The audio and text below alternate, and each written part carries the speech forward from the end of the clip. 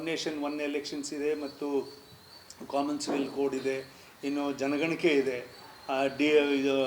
ಮತ್ತು delimitations of the constituencies ಇದೆ, parliament and assemblies segments ಇದೆ. ಈ ಥರದ್ದೆಲ್ಲದೂ ಕೂಡ ಈ ಟರ್ಮಲ್ಲಿ ನಮಗೆ ವಿಶೇಷವಾಗಿರ್ತಕ್ಕಂಥ ಸಂದರ್ಭ ಇದೆ. ಹಾಗಾಗಿ ವಿ ವಿಲ್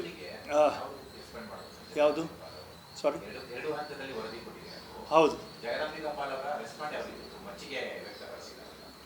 ಜಗದಾಂಬಿಕಾ ಪಾಲ್ ಅವರು ನಮ್ಮ ವರದಿಯನ್ನು ಭಾಳ ವಿಶೇಷವಾಗಿ ಅದನ್ನು ಗಮನ ಹರಿಸಿದ್ರು. ಸುಮಾರು ಒಂದೂವರೆ ಗಂಟೆ ಕಾಲ ನಮ್ಮ ಜೊತೆಗೆ ಕೂತು ಚರ್ಚೆ ಮಾಡಿದರು. ನಾವು ಕೊಟ್ಟಿರೋ ಡಾಕ್ಯುಮೆಂಟ್ಸ್ ಎಲ್ಲದನ್ನು ಕೂಡ ಅವರೇ ಖುದ್ದಾಗಿ ನೋಡಿ, ನಾವೇನು ಪೆನ್ ಡ್ರೈವ್ನಲ್ಲಿ ಕಳಿಸ್ಕೊಟ್ಟಿದ್ವಿ ಅದೆಲ್ಲದನ್ನೂ ಕೂಡ ಚೆಕ್ ಮಾಡಿ ಕಡೆಗೆ ಅವ್ರ ಕಮಿಟಿಗೆ ಕಳಿಸ್ಕೊಟ್ರು. ಕಮಿಟಿ ಮುಂದೆ ಇಟ್ಕೊಂಡು ಎಲ್ಲ sections and sections of the ಬಿಲ್ಲನ್ನು ಹೇಗೆ ಪಾರ್ಲಿಮೆಂಟಲ್ಲಿ ಹೇಗೆ ಚರ್ಚೆ ಮಾಡಿಬಿಟ್ಟು ಒಂದೊಂದನ್ನೇ ಅದು ಕುಲಂಕುಷವಾಗಿ ಚರ್ಚೆ ಮಾಡ್ತಾರೋ, ಅದೇ ರೀತಿಯಲ್ಲಿ ನಾವು ಕೊಟ್ಟಿರ್ತಂಥ ಅರ್ಜಿಗಳು ಮತ್ತು ಅಮೆಂಡ್ಮೆಂಟ್ಗಳಿಗೆ ಸೂಕ್ತವಾಗಿರ್ತಕ್ಕಂಥದ್ದನ್ನು ಕೂಡ ಅಲ್ಲಿ ಚರ್ಚೆ ಮಾಡಿಬಿಟ್ಟು ಶ್ರೀಯುತ ಜಗದಾಂಬಿಕಾ ಪಾಲ್ ಅವರು ಭಾಳ ಅದನ್ನು ನೇರ ನುಡಿಯಿಂದ ಮತ್ತು ಭಾಳ ಪಾರದರ್ಶಕತೆಯಿಂದ ಅದನ್ನು ನೋಡ್ತಕ್ಕಂಥ ಕೆಲಸವನ್ನು ಮಾಡಿದರು.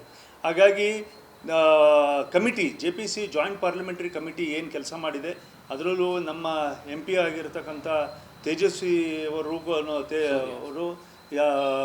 ಅದರಲ್ಲಿ ಸೂರ್ಯರವರು ಅದ್ರ ಜೊತೆಗಿದ್ದರು.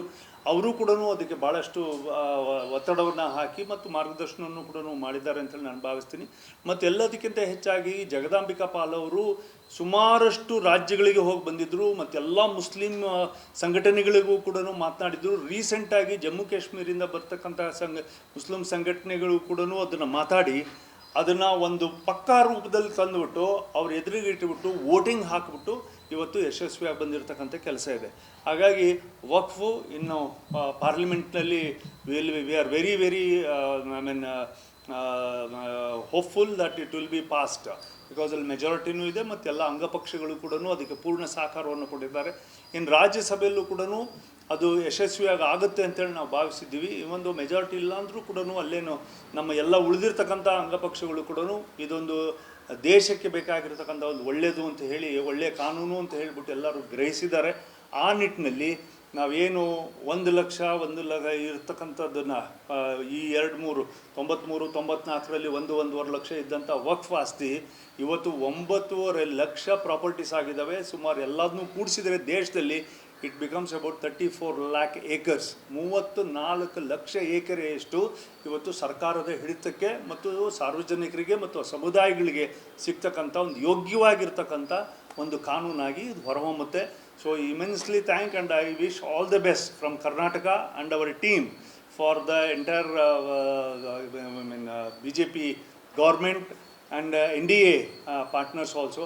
Please pass this bill and it will be a very successful bill for the entire country.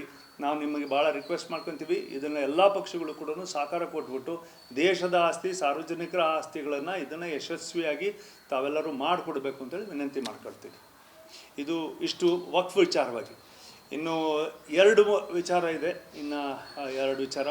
ಒಂದು, ನಮ್ಮ ಆರ್ಗನೈಸೇಷನ್ ಇವತ್ತು ರಾಜ್ಯದಲ್ಲಿ ನಮ್ಮ ಬೂತ್ ಮಟ್ಟದ ಅಧ್ಯಕ್ಷರುಗಳು ಮತ್ತು ಮಂಡಲ, ಜಿಲ್ಲೆ ಮತ್ತು ರಾಜ್ಯ, ಇದು ಆರ್ಗನೈಸೇಷನ್ ಸಂಘಟನಾತ್ಮಕ ಪರ್ವ ಇವತ್ತು ನಡೀತಾ ಇದೆ. ಅದು ಕರೆಕ್ಟಾಗಿ ಆಗಬೇಕಿತ್ತು. ನಮ್ಮನ್ನೆಲ್ಲರನ್ನೂ ಕೂಡ ಇವತ್ತೇನು ಮೊನ್ನೆ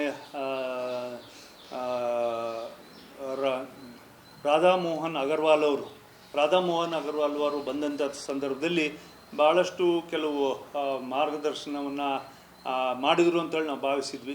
ಆದರೆ ಅದು ಅಷ್ಟು ಸರಿಯಾಗಿ ಇನ್ನೂ ಕೂಡ ಆಗ್ತಾ ಇಲ್ಲ ಅನ್ನೋದು ಇದೆ. ಇವತ್ತಿಗೂ ಕೂಡ ಭಾಳಷ್ಟು ಕಡೆಯಿಂದ, ಬೀದರಿಂದ ಮತ್ತು ಇದೇ ನಮ್ಮ ದಾವಣಗೆರೆಯಲ್ಲೂ ಕೂಡ ಗೊಂದಲಗಳು ಇವೆಲ್ಲವೂ ಕೂಡ ಕ್ರಿಯೇಟ್ ಆಗ್ತಾ ಇದ್ದಾವೆ.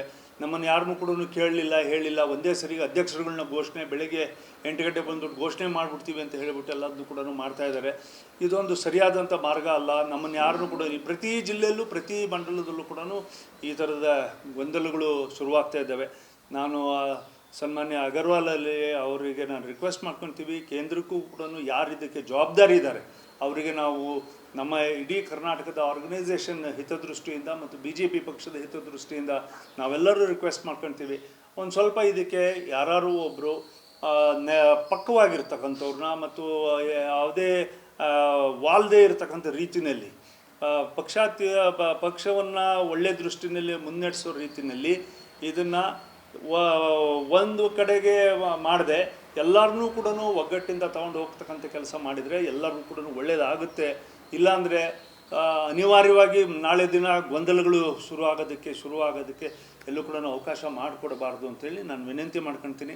ಇದರದ್ದು ಪೂರ್ಣ ಒಂದು ಚರ್ಚೆಯನ್ನು ನಾಡಿದ್ದು 31ನೇ ತಾರೀಕು ನಾವೆಲ್ಲರೂ ಕೂಡ ಭಾಳಷ್ಟು ಜನ ಲೀಡರ್ಸ್ಗಳು ಎಲ್ಲರೂ ಕೂಡ ಇಲ್ಲಿ ಸೇರ್ಕೊಂಡವ್ರಿದ್ದೀವಿ.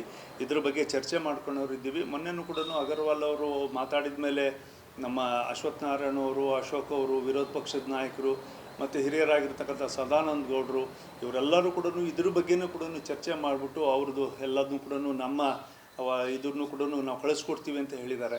ಇದನ್ನು ಅವರು ಒಂದು ಕಳಿಸ್ಕೊಡೋದು, ನಾವೊಂದು ಮಾಡೋದು, ಮತ್ತೊಬ್ಬರು ಅನೌನ್ಸ್ ಮಾಡೋದು, ಅಲ್ಲಿ ನಮಗೆ ಹೊಂದಾಣಿಕೆ ಆಗದೆ ಇರೋದು ನಾಳೆ ಪಕ್ಷಕ್ಕೆ ಭಾಳಷ್ಟು ಇದಕ್ಕೆ ಮುಜುಗರನೂ ತರ್ತದೆ ಮತ್ತು ಮುಂದಕ್ಕೆ ನಮ್ಮ ಲೋಕಲ್ ಬಾಡೀಸ್ ಎಲೆಕ್ಷನಲ್ಲಿ ಸಂಕಷ್ಟಗಳನ್ನು ಕೂಡ ತರ್ತದೆ.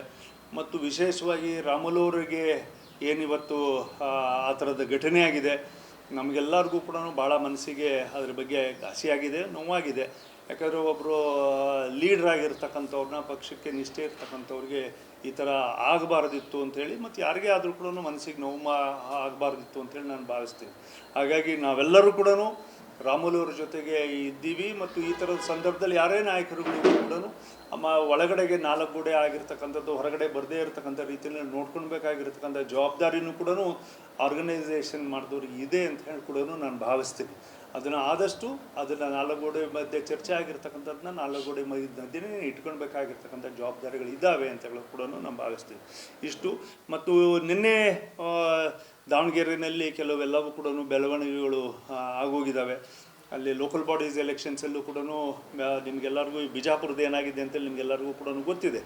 ಬಿಜಾಪುರದಲ್ಲಿ ಯತ್ನಾಳ್ ಅವರು ಎಲ್ಲರೂ ಕೂಡ ಎಲ್ಲ ಎಲೆಕ್ಷನ್ಸ್ ಎಲ್ಲ ಮುಗಿದೋಗಿದೆ. ಲಾಸ್ಟ್ ಮಿನಿಟಿಗೆಲ್ಲ ವೋಟಿಂಗ್ ಆದಮೇಲೆ ಒಂದೇ ಸರಿ ಸರ್ ಇಲ್ಲೂ ಕೂಡ ಹಾಗೆ ಮಾಡಿದ್ದಾರೆ ಆರ್ಗನೈಸೇಷನ್ ಅವರು. ಸೊ ಅದನ್ನು ಹರೀಶ್ ಅವರು ಅದನ್ನು ಅವ್ರದ್ದೇ ಕ್ಷೇತ್ರ ಆಗಿರೋದ್ರಿಂದ ಅವರು ನೀವು ಒಂದು ಸ್ವಲ್ಪ ಅದ್ರ ಬಗ್ಗೆ ಮಾಹಿತಿ ಕೊಟ್ಟರೆ ತುಂಬ ಒಳ್ಳೆಯದಾಗುತ್ತೆ ಅಂತೇಳಿ ನಾನು ಭಾವಿಸ್ತೇನೆ. ಇವಾಗ ಬೂತ್ ಮಟ್ಟದ್ದು ನಡೆದೋಗಿದೆ. ಮಂಡಲದ್ದು ಇಷ್ಟೊತ್ತು ಆಗಲೇ ಎಲ್ಲವೂ ಕೂಡ ಕ್ಲಿಯರ್ ಆಗಬೇಕಿತ್ತು, ಯಾವೂ ಕೂಡ ಕ್ಲಿಯರ್ ಆಗಲಿಲ್ಲ. ಇನ್ನೂ ಕೂಡ ಅದು ನಡೀತಾ ಇದ್ದಾವೆ. ಬಟ್ ಅಷ್ಟರೊಳಗೇ ಇನ್ನೂ ಕೂಡ ಇದೆಲ್ಲವೂ ಆಗ್ತಿದ್ದಾಗೇ 50% 51% ಆಗಿರ್ತಕ್ಕಂಥ ಜಿಲ್ಲೆಗಳು ಎಲ್ಲವೂ ಕೂಡ ನಾನು ಅನೌನ್ಸ್ ಮಾಡ್ತೀನಿ ಅಂತ ಹೇಳ್ಬಿಟ್ಟು ಅನೌನ್ಸ್ ಮಾಡ್ಕೊಳ್ಳೋಕ್ಕಿಂತ ಇದು ಎಲ್ಲವೂ ಕೂಡ ಒಂದು ಡಿಸ್ಟ್ರಿಕ್ಟ್ ಅಂದಮೇಲೆ ಅಕ್ಕಪಕ್ಕ ಡಿಸ್ಟ್ರಿಕ್ಟಿಗೆ ಮತ್ತು ರಾಜ್ಯಕ್ಕೂ ಕೂಡ ವ್ಯಾಪ್ತಿನಲ್ಲಿರ್ತದೆ. ಹಾಗಾಗಿ ಎಲ್ಲದನ್ನೂ ಕೂಡ ಎಲ್ಲ ಜಿಲ್ಲೆಗಳನ್ನು ಕೂಡೀಕರಿಸಿ ಒಂದು ಸ್ಟ್ಯಾಂಡನ್ನು ಸ್ಟೇಟ್ ಲೀಡರ್ಸ್ಗಳು ಮತ್ತು ಇದೆಲ್ಲದನ್ನು ಕೂಡ ಕೂತು ಮಾತಾಡಿದರೆ ಒಂದು ಕನ್ಸೆನ್ಸಸ್ ಬರ್ತದೆ, ಒಂದು ಒಮ್ಮತ ಬರ್ತದೆ. ಎಲ್ಲೂ ಕೂಡ ಮನಸ್ತಾಪಗಳು ಇರೋದಿಲ್ಲ ಮತ್ತು ಕಾರ್ಯಕರ್ತರಿಗೆ ಒಂದೇ ಮನಸ್ಸಿನಿಂದ ಹೋಗೋದಕ್ಕೆ ಸಾಧ್ಯ ಆಗುತ್ತೆ ಅನ್ನೋ ದೃಷ್ಟಿಯಿಂದ ಈ ಮಾತನಾಡಿದ್ರು. ಅನೌನ್ಸು ಇವಾಗ ಬೀದರ್ ಬೆಳಗ್ಗೆ ಇತ್ತಿದ್ರು, ಇವ್ರದ್ದು ಇತ್ತು ನಿನ್ನೆ. ಸೊ ಇವರೆಲ್ಲ ಹೇಳ್ತಾರೆ. ಭಾಳಷ್ಟು ಜನ ನಮಗೆ ಫೋನ್ ಮಾಡಿದ್ರು, ಬೇರೆ ಎಲ್ಲ ಜಿಲ್ಲೆಯಿಂದನೂ ಫೋನ್ ಮಾಡಿದ್ದಾರೆ. ಹಾಗಾಗಿ ವಿ ರಿಕ್ವೆಸ್ಟ್ ಹಂಬಲಿ ಹೂವರ್ ಈಸ್ ರೆಸ್ಪಾನ್ಸಿಬಲ್, ಯಾರು ಇದಕ್ಕೆ ಜವಾಬ್ದಾರಿ ಇದ್ದಾರೆ ಡೆಲ್ಲಿ ಮಟ್ಟದಲ್ಲೂ ಮತ್ತು ರಾಜ್ಯ ಮಟ್ಟದಲ್ಲೂ, ತತ್ಕ್ಷಣ ಇದನ್ನು ನಿಲ್ಲಿಸ್ಕೊಂಡು ಇದನ್ನೆಷ್ಟು ಈ ಸಮಸ್ಯೆಗಳೇನಿದ್ದಾವೆ ಇವನ್ನೆಲ್ಲನೂ ಕೂಡ ಬಗೆಹರಿಸ್ಕೊಂಬಿಟ್ಟು ಮಾಡಿಬಿಟ್ರೆ ಎಲ್ಲ ಕಾರ್ಯಕರ್ತರಿಗೂ ಕೂಡ ಒಂದು ಸಮಾಧಾನ ಆಗುತ್ತೆ ಮತ್ತು ಒಳ್ಳೆ ರೀತಿಯಲ್ಲಿ ಸಂಘಟನೆಯೂ ಕೂಡ ಆಗುತ್ತೆ ಅಂತೇಳಿ ನಾನು ವಿನಂತಿ. ಈಗ ರಾಮುಲು ವಿಚಾರದಲ್ಲಿ ರಾಜ್ಯ ನಾಯಕರು ನಡ್ಕೊಂಡಿರುವಂಥದ್ದು ಸರಿ ಇದೆಯೋ ಸರಿ ಇಲ್ವೋ ಅಥವಾ ಕೇಂದ್ರ ನಾಯಕರು ನಡ್ಕೊಂಡಿರುವಂಥ ರೀತಿ ಸರಿ ಇಲ್ವೋ? ಈ ಥರ ವಿಚಾರ ಯಾರೇ ಒಂದೊಂದು ಸರಿ ಎಲೆಕ್ಷನ್ಸಲ್ಲಿ ಹೀಗೆ ಆಗುತ್ತೆ, ಹೀಗೆ ಮಾಡ್ತೀವಿ ಅಂತಕ್ಕಂಥದ್ದು ಹೇಳೋದಕ್ಕೆ ಸಾಧ್ಯ ಆಗಲ್ಲ. ರಿಸಲ್ಟ್ ಬಂದ ಮೇಲೆ ನಾವು ಹೇಳೋಕ್ಕೆ ಶುರು ಮಾಡ್ತೀವಿ, ಇವರಿಂದ ತಪ್ಪಾಯಿತು ಅಂತ ಹೇಳೋಕ್ಕೆ ಶುರು ಮಾಡ್ತೀವಿ. ಸೊ ಈ ಚರ್ಚೆಗಳೇನಿದಾವಲ್ಲ, ಒಂದು ಮಂಥನ ಮಾಡ್ತಕ್ಕಂಥದ್ದು, ಇವನ್ನೆಲ್ಲವನ್ನೂ ಕೂಡ ಒಂದು ಸರಿನಾ ತಪ್ಪಾ ಅಂತ ತೂಗ್ತಕ್ಕಂಥದ್ದು ಏನಿದ್ದಾವೆ, ಇವು 4 ಗೋಡೆ ಮಧ್ಯೆ ಆಗಬೇಕು. ಅದನ್ನು ಹೊರಗಡೆ ತರ್ತಾ ಇದ್ದಾಗ ಯಾರು ತಪ್ಪು ಯಾರು ಸರಿ ಅಂತೇಳಿ ತೂಗೋದಕ್ಕೆ ಆಗೋದಿಲ್ಲ. ಅದು ಕೇಂದ್ರ ರಾಜ್ಯದ್ದಲ್ಲ. ಇದಕ್ಕೆ ಮಧ್ಯದಲ್ಲಿ ಸಿಗಾಕೊಳ್ಳೋರು ಯಾರು ಅಂದರೆ ಕಾರ್ಯಕರ್ತರು ಮತ್ತು ಮುಖಂಡರುಗಳು ಸಿಗಾಕೊಳ್ಳೋಕೆ ಶುರು ಮಾಡ್ತಾರೆ. ಅದು ಆಗೋದಕ್ಕೆ ಬಿಡಬಾರ್ದು ಅಂತೇಳಿ ತಪ್ಪು ಸರಿ ತೂಗೋದಕ್ಕೆ ನಾನು ಇಲ್ಲಿ ಕೂತಿಲ್ಲ, ಮತ್ತು ಅದ್ರ ಬಗ್ಗೆ ಚರ್ಚೆ ಮಾಡೋದಕ್ಕೂ ನಾನು ಹೊರಟಿಲ್ಲ. ಹಾಗಾಗಿ ಆ ಜಾಗದಲ್ಲಿ ಎಲ್ಲಿ ಕೂತಿದ್ರೋ ಅಲ್ಲೇ ಅದು ಬಗೆಹರಿಸ್ಕೋಬೇಕಿತ್ತು, ಅಲ್ಲೇ ಉತ್ತರ ಸಿಗಬೇಕು ಅನ್ನೋದು ನನ್ನ ವಾದ.